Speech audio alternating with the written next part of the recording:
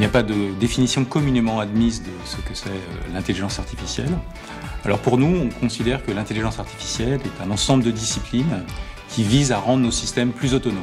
Plus concrètement, on va trouver des intelligences artificielles parmi l'ensemble des métiers du groupe, en particulier dans le domaine industriel pour des applications de maintenance prévisionnelle ou d'aide à la décision, dans le domaine de la relation client pour mettre en œuvre ce qu'on appelle un conseiller augmenté ou encore du marketing prédictif.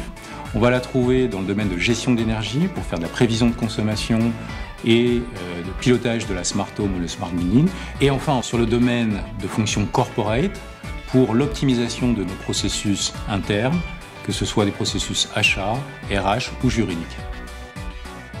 La R&D d'EDF s'est intéressée à l'intelligence artificielle depuis les années 80 en produisant des systèmes experts qui pour certains sont encore en utilisation aujourd'hui. Donc plus récemment, nous avons pris le virage de la data science, qui est la partie numérique de l'intelligence artificielle qui vise à produire des connaissances à partir de données numériques.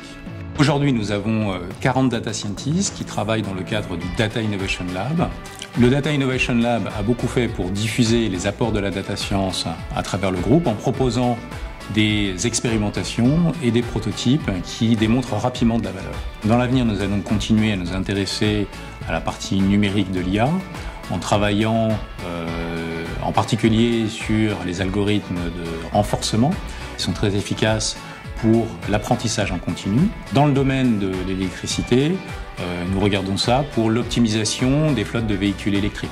Nous allons également explorer ce qu'on appelle l'intelligence artificielle symbolique qui vise à produire des connaissances, qui va nous permettre de faire des analyses de texte ou du résumé automatique de texte, qui sont des thématiques qui sont très demandées par nos métiers pour analyser les rapports de maintenance ou les corpus liés aux correspondances avec nos clients sous forme de mail ou de lettres.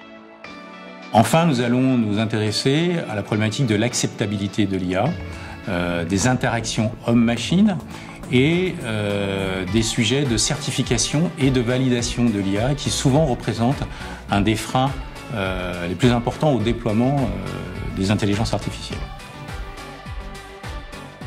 L'intelligence artificielle offre de formidables potentialités si elle est mise au service de l'humain et non l'inverse. D'autre part, le cadre législatif européen est souvent beaucoup plus restrictif quant à l'usage de nos données, en particulier de nos données personnelles.